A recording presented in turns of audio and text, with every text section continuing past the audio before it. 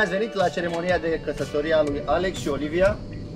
Dragi părinți, nașul mare, nașa, Miri, v-ați prezentat în fața comandantului navei sub pavilion românesc în ape internaționale pentru oficierea acestei căsătorii. Vreau să zic că ca să vă exprimați consimțământul de direct liber. Și, însă înainte de asta, dacă vreți să spuneți ceva înainte.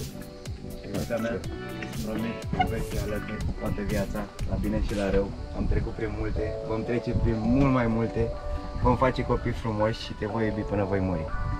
Ce frumos! Și eu la fel. Nu, acum am trisat. Eu la fel. N-am pregătit. Nu contează niciun.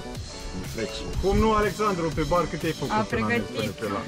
E bine. vă voi întreba dacă sunteți de acord. Deci, cetățene Tănase Alexandru, de bună voie și nesilit de nimeni, o iei în căsătorie pe Munteanu Olivia.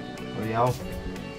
Cetățeană Olivia Munteanu, de bună voie și nesilită de nimeni, o iei în căsătorie pe Alex Tănase. Da. Deci da, trebuia să zici Alexandru. Da. Da, și eu.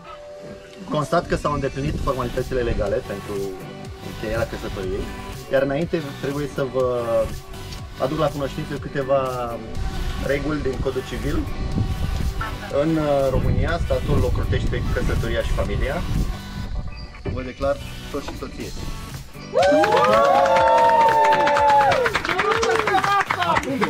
Acum pot să pun mireasa.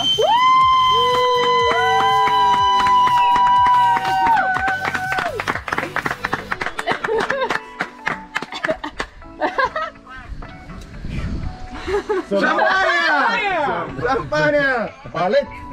Balet! Nicio problemă că sunt pregătit. Că tu ești frumos, mă. Da.